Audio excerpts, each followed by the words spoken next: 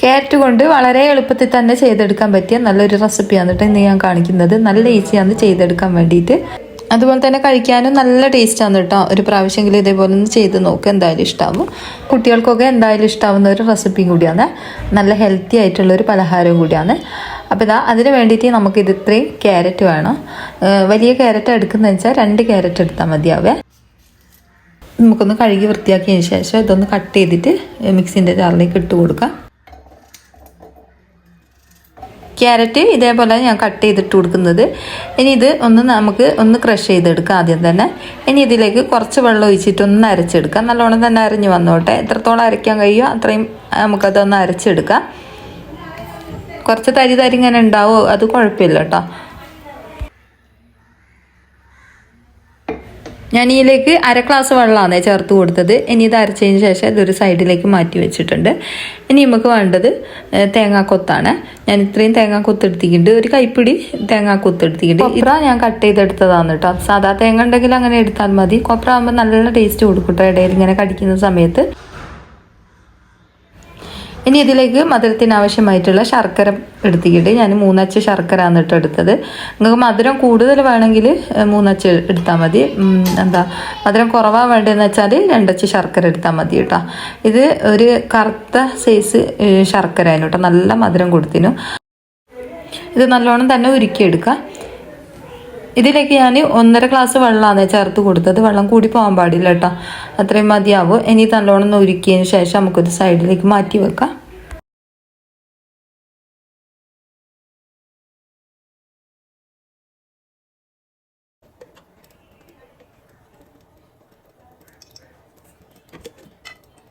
ഒരു പാനിലേക്ക് കുറച്ച് നല്ല നെയ്യ് ചേർത്ത് കൊടുക്കുക. ഒന്ന് ചൂടായി വരുന്ന സമയത്ത് തേങ്ങാക്കൊത്ത് ചേർത്ത് കൊടുക്കുക.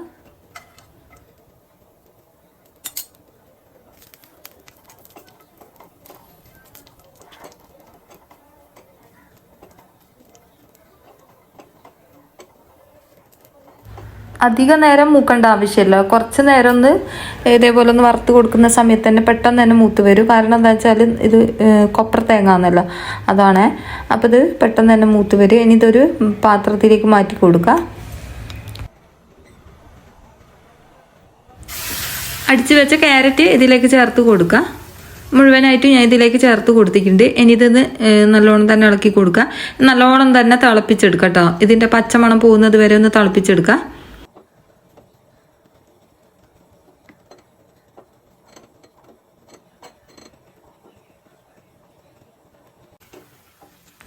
ക്യാരറ്റിലെ വെള്ളമൊക്കെ നല്ലോണം വറ്റി വന്നിട്ടുണ്ട്. നല്ലോണം തന്നെ വെന്ത് കിട്ടിയിട്ടുണ്ട് കേട്ടോ. ഇത്രയും മതിയാവും. ഇനി ഇതിലേക്ക് നമുക്ക് ഒരു 1/2 മുറി തേങ്ങ ചിരവിയത് ചേർത്ത് കൊടുക്കാം. വെള്ളം നല്ലോണം വറ്റേണ്ട ആവശ്യമില്ല, ഒരു പകുതി വരെ വറ്റി കഴിഞ്ഞാൽ മതി. ആ ബാക്കി വെള്ളത്തിൽ കിടന്നിട്ട് ആ തേങ്ങയും നല്ലോണം വെന്ത് വന്നോട്ടെ. അതുവരെ നമുക്കൊന്ന് ഇളക്കി കൊടുക്കാം. ഇനി ഇതിലേക്ക് ഞാൻ ശർക്കര പാനിയാണ് ചേർത്ത് കൊടുക്കുന്നത്. ഉരുക്കി വെച്ച ശർക്കര പാനിയില്ല, അത് മുഴുവനായിട്ട് ഇതിലേക്ക് ചേർത്ത് കൊടുക്കുക. അരിച്ചിട്ട് ചേർത്ത് കൊടുത്താൽ മതി കേട്ടോ. കല്ലുള്ള ശർക്കര ഒക്കെ അനച്ചാൽ. ഇനി ഇതും നല്ലോണം തിളച്ച് വരണം കേട്ടോ. തിളച്ച് വന്നിട്ട് ഒരു പകുതി വരെ ഇതൊന്ന് കുറുകി വരണം. ഒരു പകുതി ഭാഗം ഇതൊന്ന് കുറുകി വന്നിട്ടുണ്ട്. ഇത്രയും മതിയാവും. ഇനി ഇതിലേക്ക് നമുക്ക് ചേർത്ത് കൊടുക്കേണ്ടത് വറുത്ത അരിപ്പൊടിയാണ് കേട്ടോ. നിങ്ങളുടെ കയ്യിൽ പാക്കറ്റ് പൊടിയുണ്ട്, അത് ചേർത്ത് കൊടുത്താൽ മതി. ഞാനിവിടെ 2 ടേബിൾ സ്പൂണ് വറുത്ത അരിപ്പൊടിയാണ് ചേർത്ത് കൊടുക്കുന്നത്. അത് ഇതിലേക്ക് ഇട്ട് കൊടുത്തിട്ട് നമുക്കിതൊന്ന് ഇളക്കി കൊടുക്കാം. നമ്മൾ അരിപ്പൊടി ഇടുന്ന സമയത്ത് ഫ്ലെയിം ഓഫ് ആക്കണം കേട്ടോ. ഓഫാക്കിയതിന് ശേഷം മാത്രമാണ് ഇട്ട് കൊടുക്കാൻ പാടുള്ളൂ. അല്ലെങ്കിൽ പൊടി വെന്തിട്ട് കട്ട പോലെ ആയിപ്പോകും കേട്ടോ.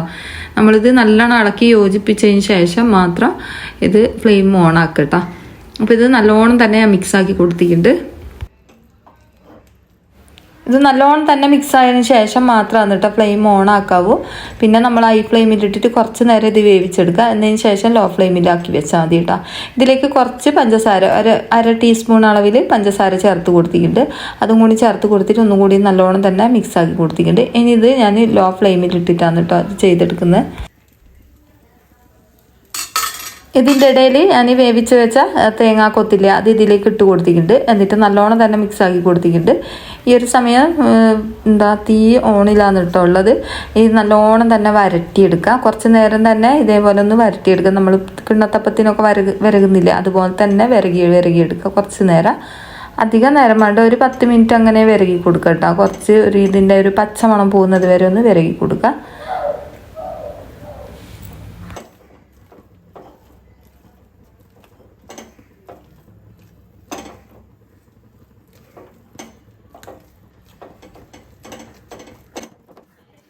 തോറും ഇത് വെള്ളത്തിൻ്റെ അംശം ഇങ്ങനെ കുറഞ്ഞ് വരും കേട്ടോ. കുഴപ്പമില്ല. ഇതേപോലെ ഇങ്ങനെ തിരിച്ച് മറിച്ചു വിട്ടിട്ട് കുറച്ച് നേരം ഇങ്ങനെ ഇളക്കി കൊണ്ടേയിരുന്നാൽ മതി കേട്ടോ. അടി പോവാണ്ട് ശ്രദ്ധിക്കുക. കുറച്ച് നേരം ഇങ്ങനെ മറിച്ചിട്ടിട്ട് കുറച്ച് നേരം അവിടെ വെക്കുക. എന്നിട്ട് പിന്നെയും ഒന്ന് തിരിച്ച് മറിച്ചിട്ടിട്ട് അങ്ങനെ ചെയ്താൽ മതി കേട്ടോ.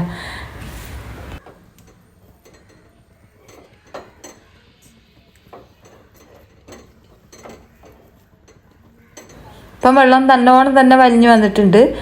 ഇത്രയും മതിയാവും. ഇത് ഏകദേശം ആയിട്ടുണ്ട് കേട്ടോ. ഇത്രയും മതിയാവും. ഇനി നമുക്ക് ഫ്ലെയിം ഓഫ് ആക്കാം. കുറച്ച് നേരം തന്നെ ഞാൻ ഇതേപോലെ ഇങ്ങനെ വിരകി കൊടുത്തിട്ടുണ്ട്. പൊടിയൊക്കെ നല്ലോണം വെന്ത് തേങ്ങയും അതുപോലെ തന്നെ ക്യാരറ്റൊക്കെ നല്ലോണം തന്നെ മിക്സ് ആയിട്ടുണ്ട്. ഈ ക്യാരറ്റ് നമ്മൾ കഴിക്കുന്ന സമയത്ത് പിന്നെ കാണിയല്ലോ കേട്ടോ. ഇത്രയും മതിയാവും. ഇനി നമുക്ക് ഫ്ലെയിം ഓഫ് ആക്കാം. ഇനി ഇതിലേക്ക് വേണ്ടിയിട്ട് ഞാൻ വാഴയില എടുത്തിട്ടുണ്ട് കേട്ടോ. ഇനി ഇത് നമുക്ക് ഓരോന്ന് ഇതേപോലെ പ്ലേറ്റിലേക്ക് വെച്ച് കൊടുക്കുക. ഞാൻ വാട്ടിയിട്ടാണ് കേട്ടോ എടുത്തത്. ഇനി ക്യാരറ്റിൻ്റെ ഈ ഒരു കൂട്ടില്ലേ അത് ഇതിലേക്ക് വെച്ച് കൊടുക്കുക. ഞാൻ 2-3 സ്പൂണ് ഇതിലേക്ക് ഇട്ട് കൊടുക്കുന്നുണ്ട്.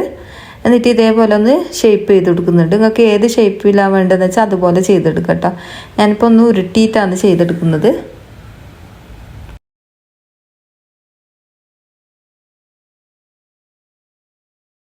ഇതുപോലെ ഉരുട്ടി എടുത്തതിന് ശേഷം ഞാൻ 2 ഭാഗവും ഇതേപോലെ ഒന്ന് ചെറുങ്ങനെ ഒന്ന് പ്രസ് ചെയ്ത് കൊടുക്കുന്നുണ്ട്. എന്നിട്ട് ഇതേപോലെ വാഴേൻ്റെ ഇല വെച്ചിട്ട് ഇതേപോലെ ഒന്ന് ഉരുട്ടിയെടുത്തിട്ടുണ്ട്. എന്നിട്ട് സൈഡിൽ 2 ഭാഗവും ഒന്ന് ചെറുങ്ങനെ ഒന്ന് അമർത്തി പ്രസ് ചെയ്ത് കൊടുക്കുക.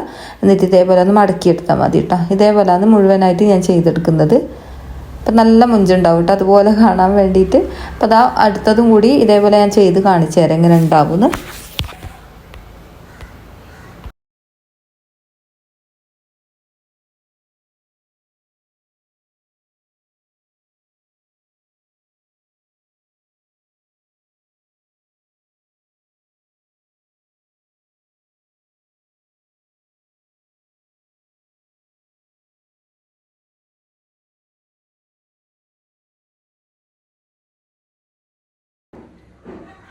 മുഴുവനായിട്ട് ഞാൻ ഇത് ചെയ്തെടുത്തിട്ടുണ്ട്. ഇനി ഇതൊന്ന് നമുക്ക് കുറച്ച് നേരം ആവി കയറ്റിയെടുക്കാം.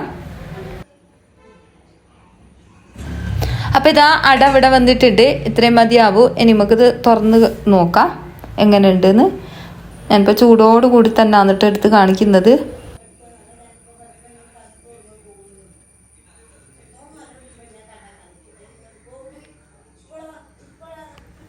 അപ്പോൾ ഇതാ നല്ല അടിപൊളിയായിട്ട് തന്നെ നമുക്ക് കിട്ടിയിട്ടുണ്ട് ഈ ഒരട.